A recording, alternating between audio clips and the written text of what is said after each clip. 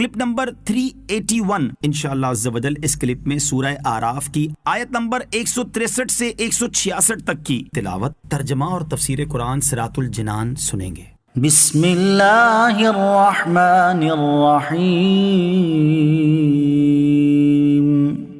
اللہ کے نام سے شروع جو نہایت مہربان رحمت والا ہے۔ واسألهم عن القرية التي كانت حاضرة البحر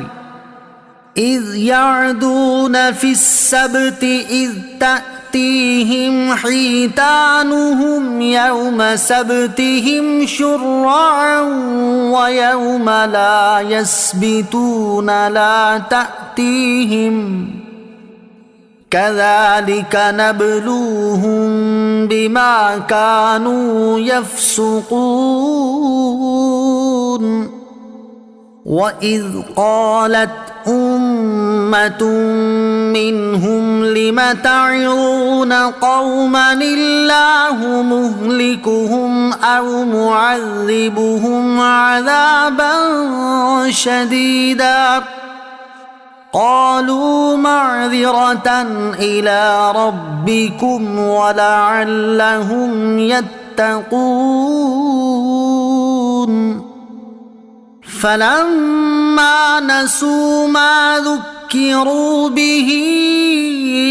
أنجينا الذين ينهون عن السوء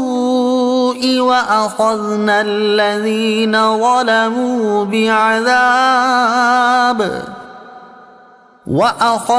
الذين ظلموا بعذاب بئيس بما كانوا يفسقون فلما عتوا عما نهوا عنه قلنا لهم كونوا قردة خاسئين۔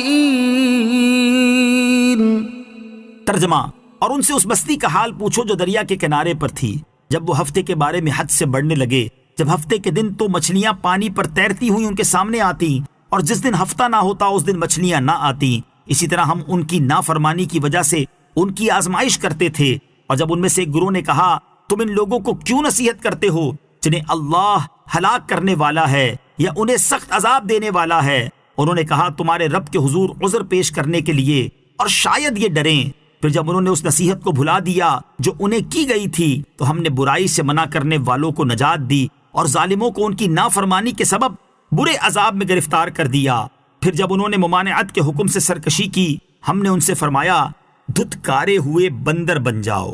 واسألهم،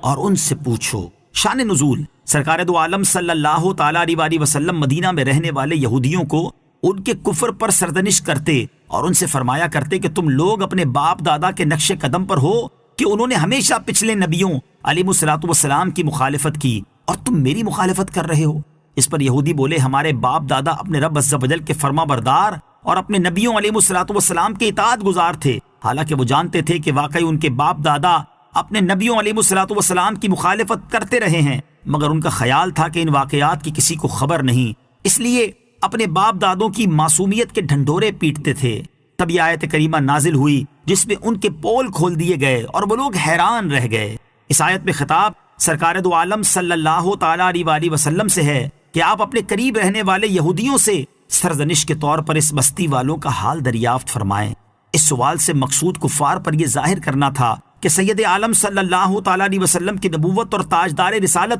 صلی اللہ تعالیٰ علیہ وسلم کے معجزات کا انکار کرنا یہ ان کے لیے کوئی نئی بات نہیں ہے، بلکہ کفر و معصیت تو ان کا پرانا دستور ہے کہ ان کے آباء و اجداد بھی کفر پر قائم رہے۔ عن القریہ، بستی کا حال۔ اس بستی کے بارے میں اختلاف ہے کہ وہ کون سی تھی۔ حضرت عبداللہ ابن عباس رضی اللہ تعالیٰ عنہ نے فرمایا کہ وہ مصر و مدینہ کے درمیان ایک قریہ ہے۔ ایک قول یہ ہے کہ مدین و طور کے درمیان ایک بستی ہے۔ امام زہری رحمۃ اللہ تعالیٰ علیہ نے فرمایا وہ قریہ طبریہ شام ہے، اور حضرت عبداللہ ابن عباس رضی اللہ تعالیٰ عنہ سے ایک روایت یہ ہے کہ وہ بستی مدین ہے، بعض کے نزدیک وہ بستی ایلا ہے۔ اذ یعدون فی السبت، جب وہ ہفتے کے بارے میں حد سے بڑھنے لگے، اس آیت اور اس کے بعد والی 3 آیات میں جو واقعہ بیان ہوا اس کا خلاصہ یہ ہے کہ اس بستی میں رہنے والے بنی اسرائیل کو اللہ تعالیٰ نے ہفتے کا دن عبادت کے لیے خاص کرنے اور اس دن تمام دنیاوی مشاغل ترک کرنے کا حکم دیا، نیز ان پر ہفتے کے دن شکار حرام فرما دیا۔ وَإِذْ قَالَتْ أُمَّةٌ مِّنْهُمْ، اور جب ان میں سے ایک گروہ نے کہا، اس آیت میں تیسرے گروہ کا ذکر ہے کہ جنہوں نے خاموشی اختیار کی تھی۔ اس سے معلوم ہوا کہ یہ لوگ مچھلی کے شکار پر بالکل راضی نہ تھے، بلکہ ان سے متنفر تھے، جبکہ انہیں سمجھاتے اس لیے نہیں تھے کہ ان کے ماننے کی امید نہ تھی۔ اس سے بظاہر یہ سمجھ آتا ہے کہ یہ لوگ بھی نجات پا گئے تھے، کیونکہ جب کسی کے ماننے کی امید نہ ہو تو امر بالمعروف کرنا فرض نہیں رہتا، ہاں افضل ضرور ہوتا ہے، نیز امر بالمعروف فرض کفایہ ہے، لہذا جب ایک گروہ یہ کر ہی رہا تھا تو ان پر بھی عین ہی فرض نہ رہا۔